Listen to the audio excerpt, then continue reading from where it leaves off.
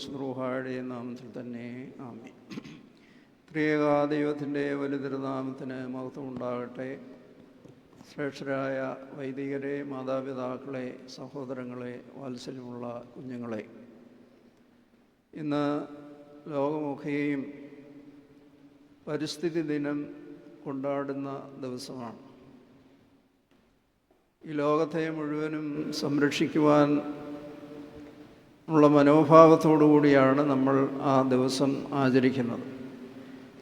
പ്രകൃതിയെ നമ്മൾ സംരക്ഷിക്കണമെന്നൊക്കെ പറയുമ്പോൾ യഥാർത്ഥത്തിൽ പ്രകൃതിയാണ് നമ്മളെ സംരക്ഷിക്കുന്നത്. ആദ്യമനുഷ്യനായ ആദാമിനെ ഏദൻ തോട്ടത്തിൽ അതിമനോഹരമായി, പ്രത്യേകിച്ച് ഉൽപ്പത്തി പുസ്തകത്തിൽ നമ്മൾ വായിക്കുന്നുണ്ട്, അതത് തരം വൃക്ഷങ്ങളും അതത് തരം സസ്യജാലങ്ങളും മൃഗജാലങ്ങളുമെല്ലാം സമൃദ്ധമായി സൃഷ്ടിച്ച് എല്ലാവരും രമ്യതയിലും പരസ്പര ബന്ധത്തിലും പരസ്പര പൂരകവുമായി ജീവിക്കുന്ന സുന്ദരമായ ഒരനുഭവം വീഴ്ചയ്ക്ക് ശേഷം വ്യത്യസ്തതയുടെ വേർതിരിവിൻ്റെ ഒക്കെ അവസരമായി. സസ്യങ്ങൾ നിനക്ക് ഭക്ഷണമായിരിക്കുമെന്ന് പറഞ്ഞിരുന്നുവെങ്കിൽ വീഴ്ചയ്ക്ക് ശേഷം പറയുന്നത് വയലിലെ ഫലം നിനക്ക് ഭക്ഷണമായി തീരുകയാണ്. വിത്തുകളും കളകളും തമ്മിലുള്ളൊരു വേർതിരിവുണ്ടാകും. പ്രകൃതിയിൽ നല്ലതും തീയതും തമ്മിലുള്ള വ്യത്യാസങ്ങളുണ്ടാകും. അതെല്ലാം മനുഷ്യകേന്ദ്രീകൃതമായ ആശയങ്ങളിൽ നിന്ന് രൂപപ്പെടുന്നതാണ്. ഈ സൃഷ്ടിയിലുള്ളതെല്ലാം ഈ സൃഷ്ടിക്ക് അനുയോജ്യമായി തീരത്തക്കവണ്ണം ക്രമീകൃതമായി ഭുവനൈക സൃഷ്ടാവ് അതിമനോഹരമായി സൃഷ്ടിച്ചിരിക്കുന്ന ഒന്നാണ്. ഒരു തറയിൽ അല്പം പാൽ വീണാൽ വരുന്ന ഉറുമ്പല്ല പഞ്ചാര വീണാൽ വരുന്നത്.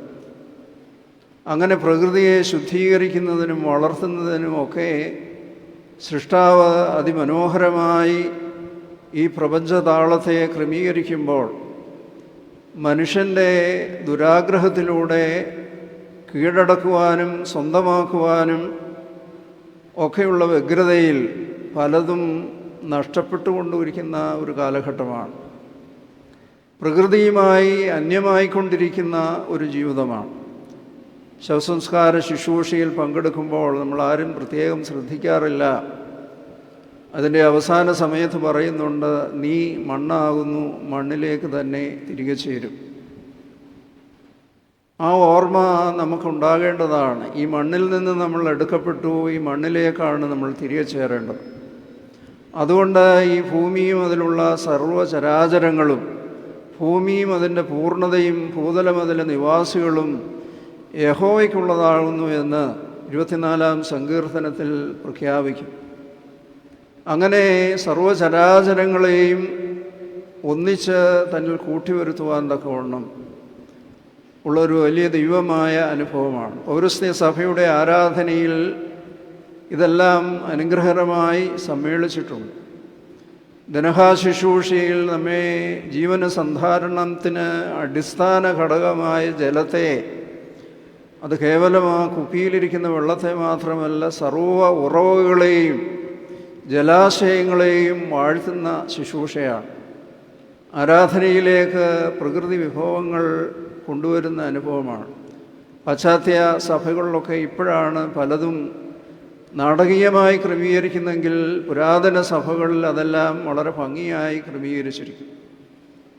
ഓശാനയിൽ വൃക്ഷലതാദികളെല്ലാം വളരെ മനോഹരമായി ആരാധനയുടെ ഭാഗമായി നാം കാണുന്നു. അങ്ങനെ പ്രകൃതിയെ മുഴുവനായി സ്നേഹിക്കുവാനും കരുതുവാനുമുള്ളൊരു ദിവസമാണ്. അത് നമ്മുടെ ഇന്നത്തെ പുതിയ തലമുറയോട് ചോദിച്ചാൽ അറിയാം അവർ എത്രമാത്രം മണ്ണുമായിട്ട് ബന്ധപ്പെടുന്നുണ്ടുള്ളത്.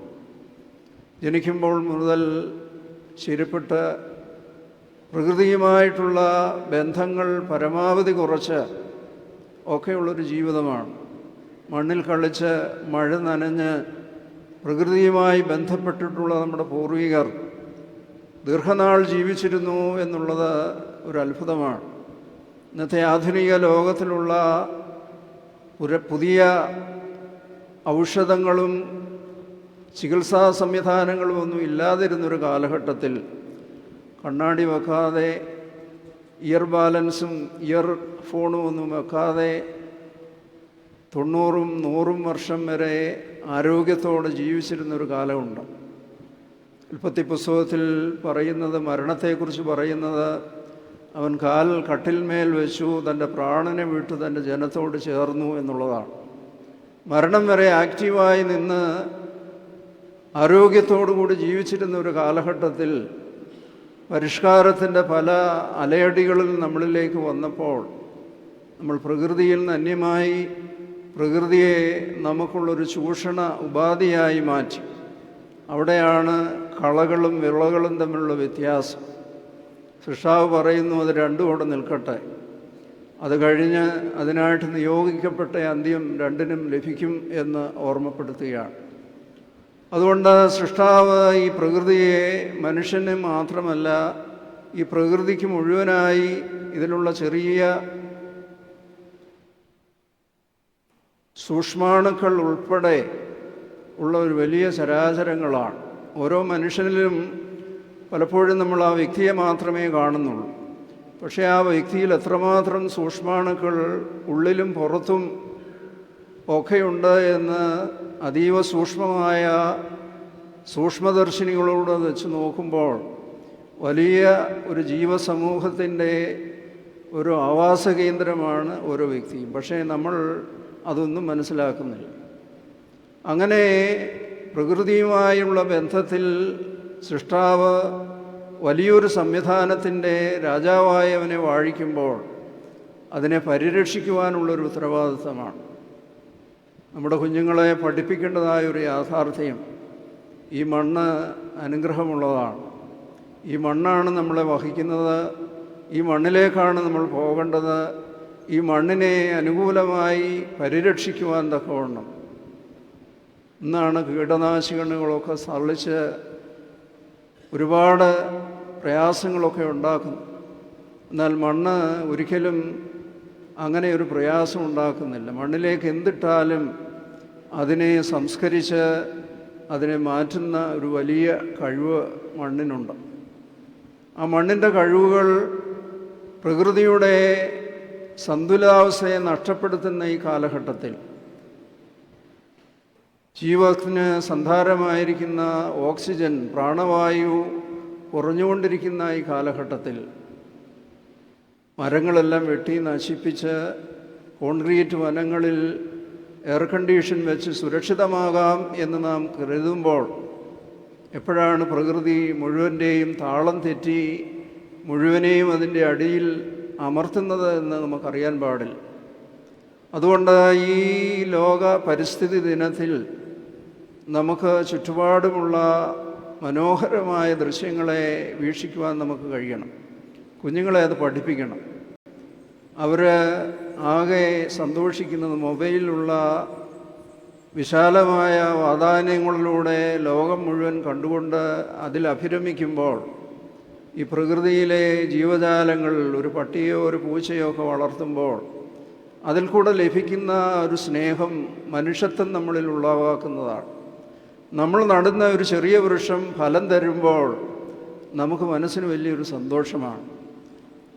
പൂച്ചെടികളായാലും ഭക്ഷ്യ വസ്തുക്കളായാലും ഒക്കെ നമ്മുടെ ചുറ്റുപാടുമുള്ളതിനെ തോട്ടമാക്കി തീർക്കുവാൻ നമ്മൾ എവിടെ നിന്ന് പോയോ അവിടെ ഉണ്ടായിരുന്ന ആ സന്തുലിതാവസ്ഥയെ സൂക്ഷിക്കുവാൻ തക്കവണ്ണം, അതിനെ പൂർണ്ണമായി നശിപ്പിക്കുകയല്ല, അതിനെ നിയന്ത്രിക്കുവാൻ പ്രകൃതി തന്നെ ചില കാര്യങ്ങളൊക്കെ ക്രമീകരിച്ചിട്ടുണ്ട്. സമയങ്ങൾ കൊണ്ടായാലും മറ്റു പലതുകൊണ്ടും ആ നിയന്ത്രണങ്ങൾ സാധ്യമായി തീരുമ്പോൾ മനുഷ്യൻ്റെ അതിരുകടന്ന പ്രയോഗങ്ങളും ഉത്സാഹങ്ങളും അതിൻ്റെ സ്വാർത്ഥതകളും ഈ താളം തെറ്റിയ പ്രകൃതിയിൽ ഒന്നും ഫലം നൽകാതെ ഊഷരമായിക്കൊണ്ടിരിക്കുന്ന ഈ പ്രകൃതിയെ ഉർവരമാക്കി തീർക്കുവാനുള്ള വലിയ ഒരു നിയോഗമാണ് നമുക്ക് ലഭിച്ചിരിക്കുന്നത്.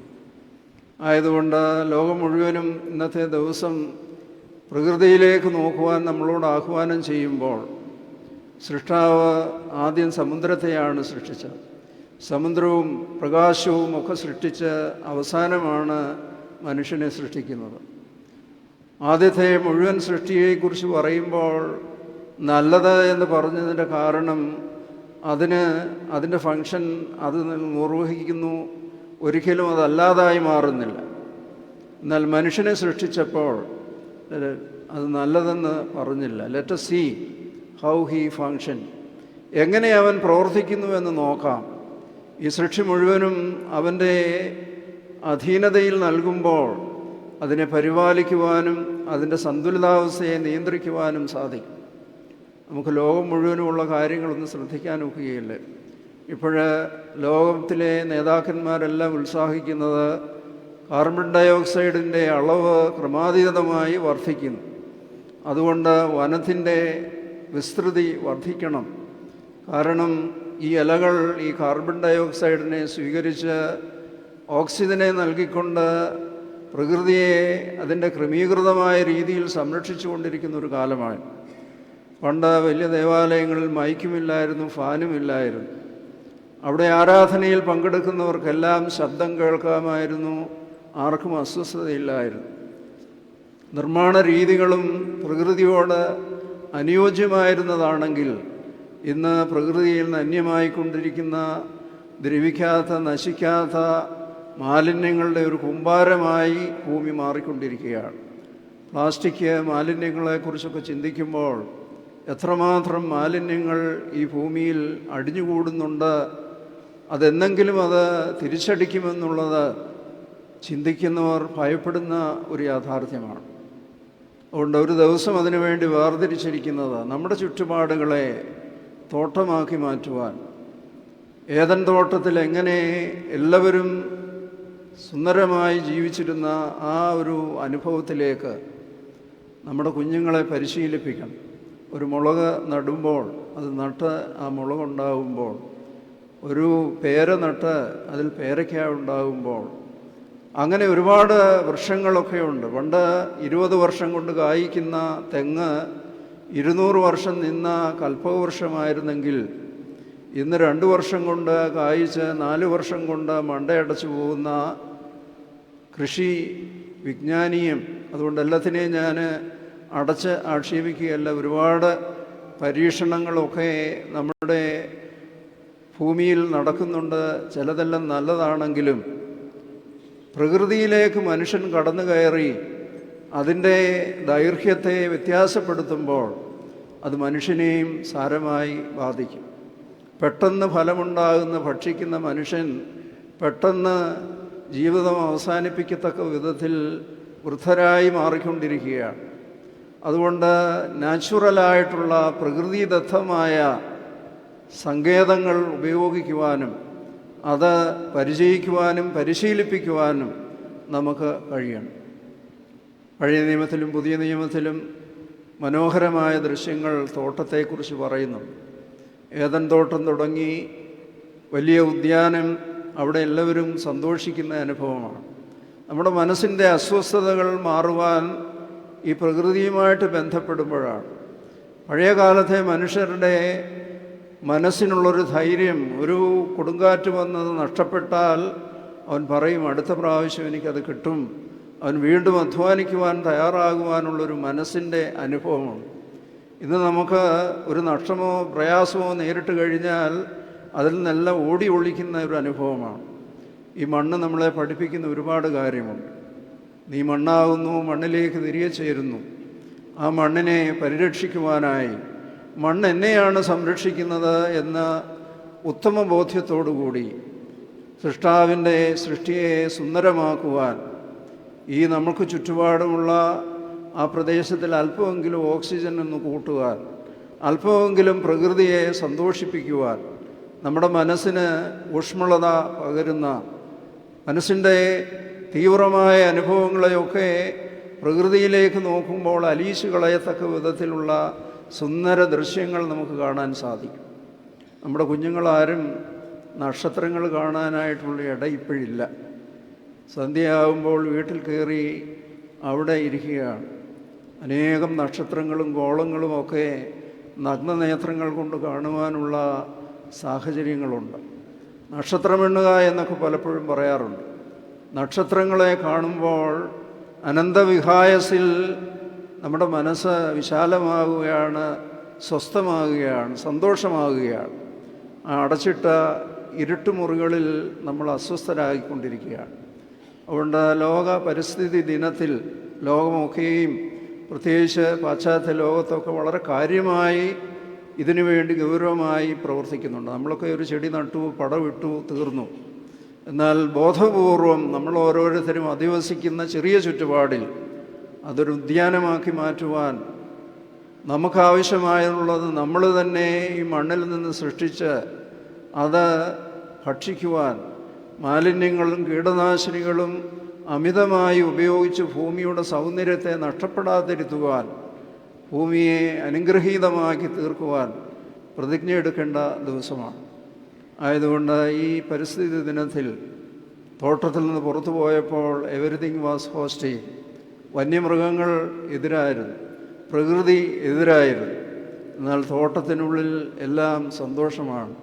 വെയിലാറുമ്പോൾ സൃഷ്ടാവിൻ്റെ സന്നിധിയിൽ എല്ലാവരും ഒന്നിച്ച് സമ്മേളിച്ച ആ സന്തോഷ ദിനങ്ങൾ, അതിൻ്റെ ഒരു ചെറിയ പതിപ്പായി നമ്മുടെ ചുറ്റുപാടുകളെ വളർത്തുവാൻ നമ്മളാലാവുന്ന വിധത്തിൽ അതിന് ക്രമീകരണങ്ങൾ ചെയ്യുമ്പോൾ നമ്മുടെ മനസ്സിന് ശാന്തത ലഭിക്കും, നമ്മുടെ പ്രകൃതിക്ക് സന്തുലിതാവസ്ഥ ലഭിക്കും, അന്തരീക്ഷത്തിന് ആനന്ദം ലഭിക്കുന്ന അനുഭവം നമുക്ക് ലഭിക്കട്ടെ. അതിനുള്ളൊരു ചെറിയ തുടക്കമെങ്കിലും നമ്മുടെ ജീവിതത്തിൽ, ഭവനത്തിൽ, വ്യക്തിപരമായ ജീവിതത്തിൽ, നമ്മുടെ കുടുംബത്തിൽ അതിനാരംഭം കുറിക്കുവാൻ ഈ ചിന്ത ഉപകരിക്കട്ടെ എന്ന് പ്രാർത്ഥിച്ചുകൊണ്ട് ദൈവത്തിൻ്റെ പരിശുദ്ധ റൂഹ അതിന് നമ്മെ നയിക്കട്ടെ എന്ന് പ്രാർത്ഥിക്കുന്നു. ദൈവത്തിൻ്റെ പരിശുദ്ധ റൂഹ അതിന് നിങ്ങളെല്ലാവരെയും ശക്തരാക്കട്ടെ എന്ന് പ്രാർത്ഥിച്ചുകൊണ്ട് ഞാൻ എൻ്റെ വാക്ക് ചുരുക്കുന്നു. ദൈവം നമ്മെ എല്ലാവരെയും അനുഗ്രഹിക്കട്ടെ.